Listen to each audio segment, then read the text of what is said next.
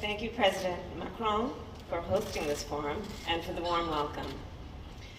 Today, we stand together at the start of a new era in our world, inspired by the possibility of our shared future, united by the bold ambition of our shared ideals.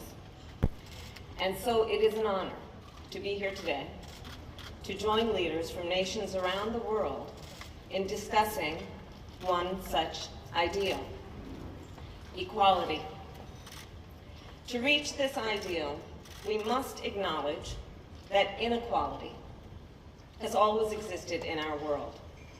The gaps between the rich and poor, men and women, the global north and south, have existed throughout our history. To be sure, there are moments in which these gaps have narrowed and moments in which they've widened. Most recently and throughout this pandemic, the gaps have undoubtedly become larger. Globally, extreme poverty is on the rise, as is extreme wealth. The progress we have made on gender equality is under threat. Experts suggest it will now take decades longer for women to achieve parity with men. And with school closures worldwide, the struggle to ensure that every child has access to a quality education has become that much more difficult. By virtually every measure, the gaps have grown. As the leaders of today, we are being confronted with this challenge, which is immense in both size and scale. At times like this, there are some who see what is happening and accept it. They accept it as something that has always existed and always will. But there are others who see what is happening and ask, why? When I arrived in Paris, I visited the Institut Pasteur and reflected on the work of my mother. My mother, you see, had two goals in her life: to raise her two daughters and to end breast cancer. At the age of 19, my mother arrived in the United States from India to study science. Throughout her career as a breast cancer researcher, she collaborated with scientists worldwide, including right here in Paris at the Institut Pasteur. And you see, when you are a daughter of a scientist, science has a way of shaping how you think. My mother and her work taught me the power of a short and very important question. That question being, why? History is full of leaders. Leaders in science and politics and business and the arts and education. Leaders who refused to accept the status quo, who asked why, who took action, and because they did, they changed our world. Well, today, we face a dramatic rise in inequality, and we must rise to meet this moment. I believe that we as leaders must ask why this inequality persists. We all know that this is a pivotal moment in the history of our world. We are nearly 2 years into a global pandemic, 5 million lives lost, countless livelihoods have been lost. But the pandemic has also presented us with an opportunity. An opportunity because many in our world who perhaps did not see, now clearly see the gaps. And the call for leaders to bridge the gaps is rightfully growing, more urgent and more insistent. In this moment, leaders must reckon with the magnitude of this challenge by asking, why is it that 1% of the world now owns 45% of the world's wealth? Why is it that 1 in 4 people in our world lack access to clean drinking water at home? Why is it that 1 in 3 women in the world experience sexual or physical violence during her lifetime? Why is it that only half of the world has access to the internet? Why have we allowed so many of the world's children to go hungry when we know that we produce enough food to feed the entire world? We cannot be aware of these gaps and simply resign ourselves to them. We cannot accept them by thinking simply, this is what has always been and what will always be.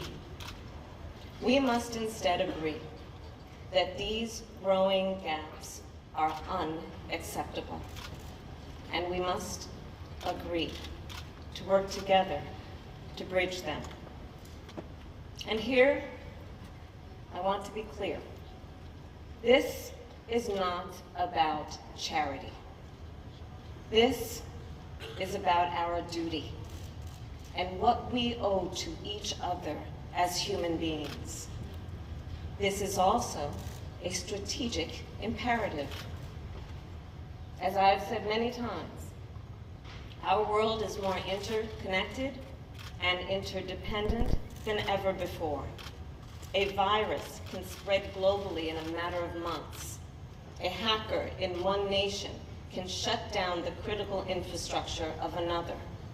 Emissions anywhere can increase air pollution everywhere. In the 21st century, our fates are linked, as is our future. In the 21st century, our nations are interconnected, and our people are interconnected. And so, in the 21st century, addressing inequality is a strategic imperative for each of us, for our security and our health, our shared prosperity, and our collective future. All of which brings me back to this very moment. As we recover from this pandemic, from this crisis, we must challenge the status quo and build something better. As leaders of our world, we must rise to meet this moment, to get at the root of this challenge. We must look critically at the norms that are holding people back from achieving all that they can. To get at the root of this challenge, we must look critically at the long-standing systems and structures that are fractured and fissured. And we must fix them. First, by taking action at home, and second, by showing solidarity as a global community. For our part, the United States is committed to addressing our own systemic gaps. In fact, it has been a priority of our administration. Just before I traveled here, our Congress passed a landmark piece of legislation to make an historic investment in our nation's infrastructure. Another bill that will support our nation's workers and families and help us meet our climate commitment is poised to pass soon. Together, these bills are designed to lift people out of poverty, to put people to work in good jobs, and help bridge the gaps that persist in our nation.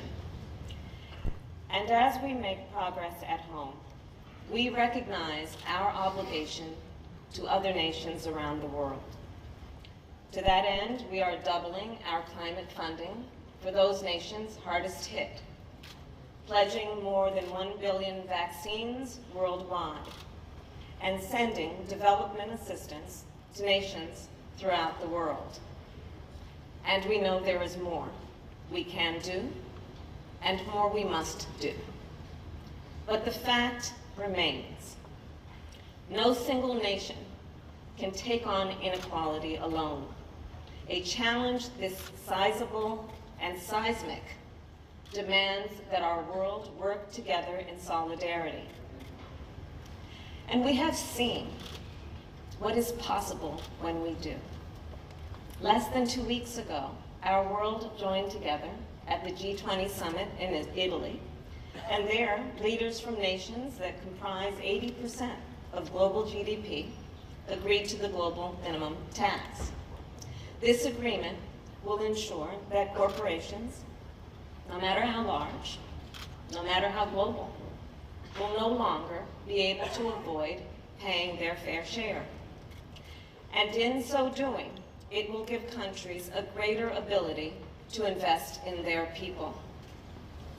Now, to be sure, this is just one step, but it shows us what is possible when the world joins together.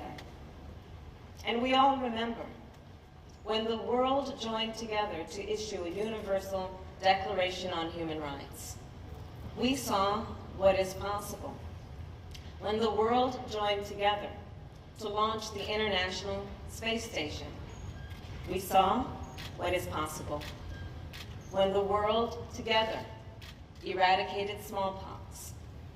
We saw what is possible. And I believe that in this pivotal moment, if we join together, there is no challenge that is too big for us to take on. So I will conclude with this.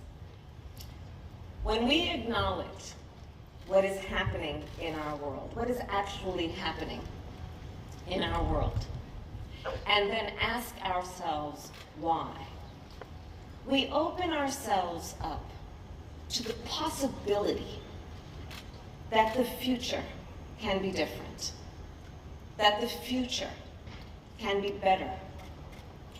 And in that way, this question is a key to any progress, and it is critical to our shared future. So I challenge all of us here today, government leaders, business leaders, community leaders, let's continue to ask why. And then, let's take action. There is the power of the people. And there are the people who are in power. And it will take all of us to meet this challenge. So as we go forward from this place, let us not be burdened by what has been. Let us focus on what can be. And let us realize a better future together. Thank you.